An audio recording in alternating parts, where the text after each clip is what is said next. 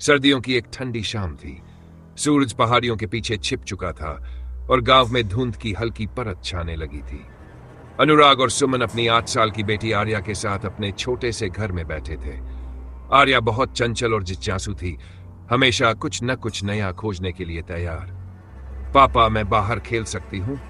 आर्या ने अपनी बड़ी बड़ी आंखों से अनुराग की ओर देखा। अनुराग ने खिड़की से बाहर झांका। अंधेरा बढ़ रहा था, लेकिन गांव के कुछ बच्चे अभी भी खेल रहे थे। उन्होंने हल्की मुस्कान के साथ सिर हिला दिया। ठीक है, लेकिन ज्यादा दूर मत जाना। आर्या खुशी खुशी बाहर दौड़ गई। वह अक्सर गांव के किनारे वाले जंगल की ओर चली जाती थी, जहां उसे अजीब अजीब पेड़ और उनकी सरसराहट बहुत पसंद थी। लेकिन वह ये नहीं जानती थी कि इस जंगल के अंदर एक भयानक रहस्य छिपा था। जब रात हो गई और ठंडी हवा चलने लगी, तब सुमन को चिंता हुई। उसने अनुराग से कहा, आर्या अभी तक वापस नहीं आई, इतनी देर हो गई। अनुराग ने तुरंत टॉर्च उठाई और बाहर निकल पड़ा। गांव के लोगों की मदद से उन्होंने जंगल में उसे ढूंढना शुरू किया। आर्या, आर्या!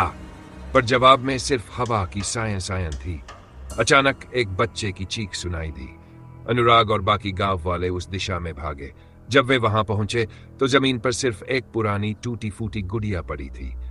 उसकी आंखें काली और गहरी थी और उसके चेहरे पर एक भयानक मुस्कान थी। सुमन ने कांपते हाथों से वह गुड़िया उठाई और रोते हुए कहा, ये गुड़िया यहाँ क्या कर रही है? और आर्या कहाँ है? कोई जवाब नहीं था, सिर्फ अंधेरा और सन्नाटा। अनुराग और सुमन रोते बिलखते जंगल से वापस आए। उनके हाथ में सिर्फ वह पुरानी जर्जर गुड़िया थी। आर्या का कोई निशान नहीं था। घर पहुंचते ही सुमन ने गुड़िया को मेज पर फेंक दिया।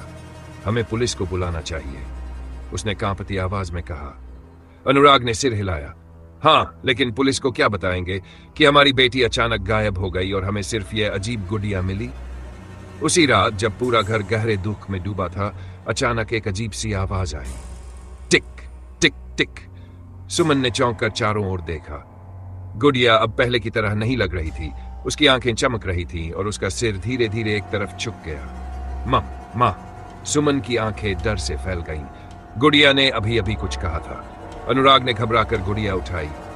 ये कैसे हो सकता है? गुड़िया के होंठ हिले और उसकी धीमी डरावनी आवाज फिर से आई। मां, पापा! सुमन पीछे हट गई। उसकी सांसें तेज हो गई। नहीं, ये हमारी बेटी नहीं हो सकती। ये एक श्रापित चीज है। तभी कमरे की बत्तियां झपकने लगीं। दीवारों पर हल्के हल्के निशान बनने लगे, जैसे किसी ने खरोंचे मारी हों। अनुराग ने गुड़िया को जमीन पर पटक दिया, लेकिन तभी एक और अजीब घटना घटी। गुड़िया की आंखों से खून की एक बूंद टपकी। अगले दिन अनुराग और सुमन गुड़िया को लेकर गांव के सबसे बुजुर्ग आदमी बाबा माधवन के पास गए।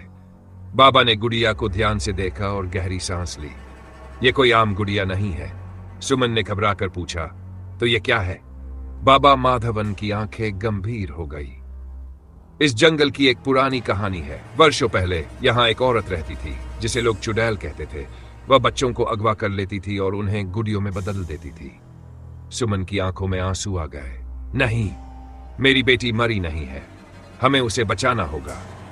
बाबा माधवन ने धीरे से कहा, अगर वह सच में जिंदा है तो सिर्फ एक ही तरीका है उसे वापस लाने का। तुम्हें उसी जंगल में जाना होगा जहां वह खोई थी, और इस बार तुम अकेले नहीं जाओगे।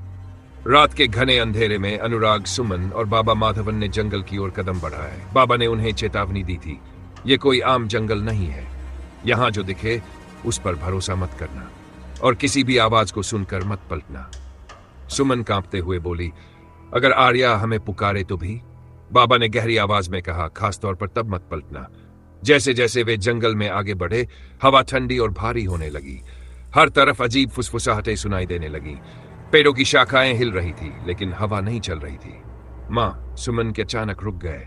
आवाज बहुत जानी पहचानी थी। मां, मुझे बचा लो। उसका दिल तेजी से धड़कने लगा। आर्या! वह लगभग पलट ही गई थी कि बाबा माधवन ने उसका हाथ कसकर पकड़ लिया। यह तुम्हारी बेटी की आवाज नहीं है, यह जंगल तुम्हें फंसाने की कोशिश कर रहा है। सुमन की आंखों में आंसू आ गए, लेकिन उसने खुद को रोका और आगे बढ़ी। चलते चलते वे जंगल के बीचों बीच एक पुरानी टूटी फूटी हवेली के सामने आ पहुंचे। हवेली पर बेलें उगी थी, खिड़कियां टूटी हुई थी और वहां से एक सड़ी गली गंध आ रही थी। बाबा माधवन ने धीमे स्वर में कहा, यह वही जगह है जहां चुड़ैल बच्चों को ले जाती थी। दरवाजा अपने आप खुल गया। कड़ाक, तीनों अंदर गए। दीवारों पर सैकड़ों गुड़ियां टंगी थी। कुछ मुस्कुरा रही थी, कुछ के चेहरे पर भयानक भाव थे।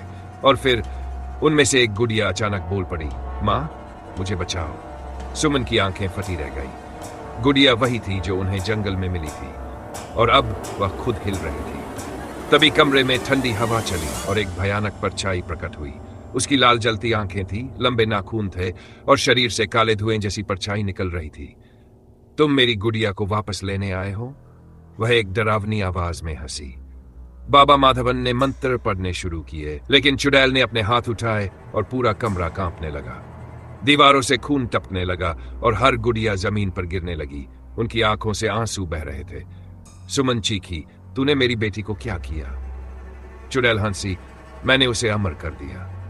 अब वह कभी मरेगी नहीं और कभी इंसान भी नहीं बनेगी। सुमन को अचानक एहसास हुआ कि उसकी बेटी की आत्मा अभी भी गुड़िया में फंसी है। अगर वह चुड़ैल को हरा सके तो शायद आर्या को छुड़ा सकती है। बाबा माधवन ने चाकू निकालकर अनुराग को दिया। अगर तुम्हें अपनी बेटी को बचाना है तो इस चाकू से चुड़ैल के अभिशप्त दिल पर वार करना होगा। लेकिन चुड़ैल तेजी से उनकी ओर बढ़ी। हवेली की दीवारें हिलने लगी और गुड़ियां चीखने लगी। अनुराग ने हिम्मत जुटाई और चुड़ैल पर वार किया। आह! एक भयानक चीख गूंजी। चुड़ैल के शरीर से धुआं निकलने लगा। वह जमीन पर गिर पड़ी और जलने लगी। जैसे ही चुड़ैल का शरीर राख में बदल गया, हवेली में एक सुनहरी रोशनी फैली और फिर गुड़िया गायब हो गई। सुमन घबराकर इधर उधर देखने लगी। आर्या! और तभी कोने में छोटी सी कांपती हुई खड़ी थी। मां! सुमन दौड़कर उसे गले लगा लिया। अनुराग की आंखों में आंसू आ गए। वे जीत चुके थे। लेकिन जैसे ही वे हवेली से बाहर निकले, सुमन को महसूस हुआ कि कोई उन्हें देख रहा था। पीछे मुड़ते ही हवेली की टूटी हुई खिड़की में एक नई गुड़िया रखी थी और उसकी आंखें चुड़ैल जैसी थी।